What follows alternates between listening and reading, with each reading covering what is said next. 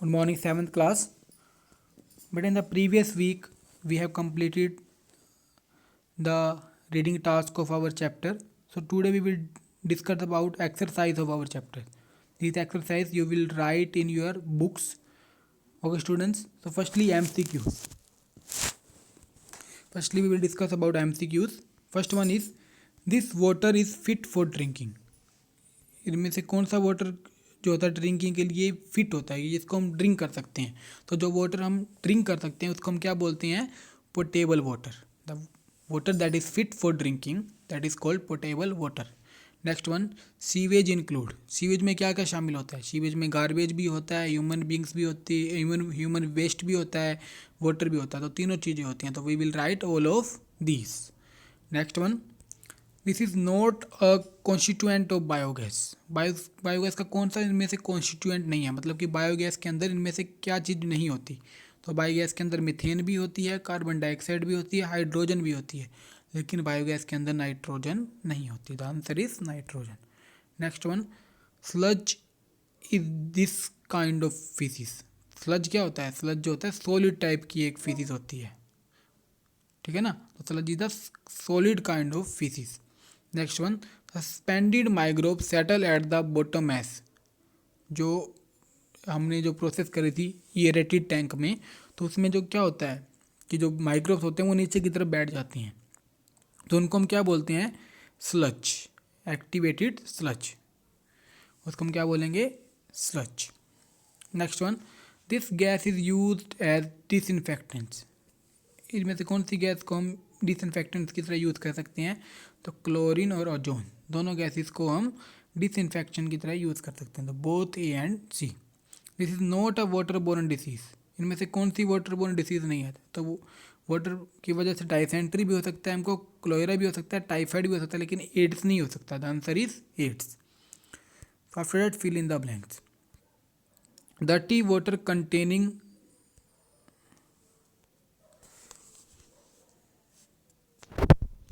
Dirty water containing human waste and garbage is called.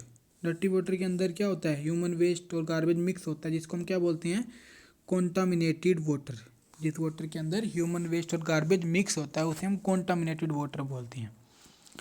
The organic impurities present in sewage include. Sewage में जो impurities present होती है उसमें क्या क्या होता है?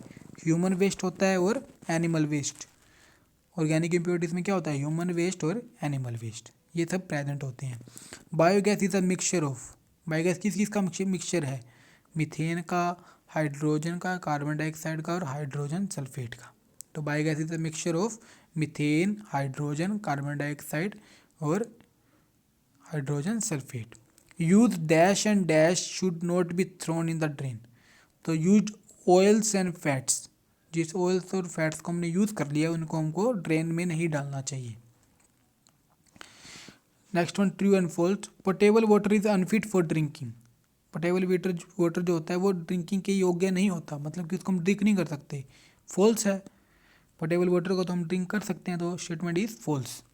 The first step in the treatment of waste water to pass through the waste water through grit tanks. जो हमको वेस्ट वाटर की ट्रीटमेंट कर रहे होते हैं तो पहला स्टेप ग्रीटिंग वाला होता है. गलत है ये भी. जो पहला स्टेप होता है स्क्रीनिंग होता है, हमको ये पता है, तो ये फॉल्स स्टेटमेंट रहेगी.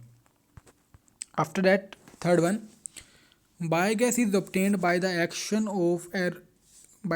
ऑफ एरोबिक बैक्टीरिया और ऑर्गेनिक वेस्ट. जो बायोगैस होती है वो एरोबिक बैक्टीरिया से होती है, ये भी फॉल्स है. जो बायोगैस होती है वो एनोरबिक बैक्टीरिया से होती है. एनोरबिक मतलब कि जिनको ऑक्सीजन की ज़रूरत नहीं होती उन्हें हम एनोरबिक कहते हैं. तो ये कह रहा है कि एरोबिक बैक्टीरिया की नीड होती है, तो ये फॉल्स है. क्या आना चाहिए यहाँ पे? एनोरबिक आना चाहिए. Aeration tank contain aerobic bacteria. हाँ जी, ये ट्रू है. ये एरेशन टैंक के अंदर एरोबिक बैक्टीरिया होते हैं, तो it is true statement. After that answer in one word. Clear water which is fit for drinking. जो वाटर पीने के योग्य होता है उसे हम क्या बोलते हैं? Potable water. उसे हम क्या बोलते हैं? Potable water. Next one, tank that collect sludge. जो टैंक स्लज को कलेक्ट करता है उसे हम क्या बोलते हैं? Sedimentation tank. जिस टैंक के अंदर स्लज को इकट्ठा किया जाता है उसको हम सेडिमेंटेशन टैंक्स कहते हैं। Dissolve impurities present in water, तो वाटर के अंदर जो इम्प्योरिटीज प्रेजेंट होती है, इसका आंसर मैंने यहाँ राइट किया हुआ है क्योंकि वहाँ पे स्पेस नहीं था तो मैंने यहाँ राइट कर दिया कि वाटर के अंदर जो इम्प्योरिटीज प्रेजेंट होती है उसे हम क्या बोलते हैं, कॉन्टामिनेंट्स। वाटर के अंदर जो इम्प्योरिटीज मिक्स होती है उसे हम कॉन्टामिनेंट्स कहते हैं, तो इसका आंसर यहाँ पे राइट किया हुआ है। A fuel obtained by decomposing sludge, sludge को डिकम्पोज करके जो फ्यूल जनरेट होता है, मतलब कि जब स्लज को हम धीरे धीरे डिकम्पोज कर देते हैं, डिकम्पोज मतलब उसको ख़त्म कर देना, तो उससे कौन सा फ्यूल जनरेट होता है, बायोगैस। हमने देखा था कि सेडिमेंटेशन टैंक में बायोगैस जनरेट हो रही थी, तो answer is biogas. Okay students, so this exercise you will write in your books.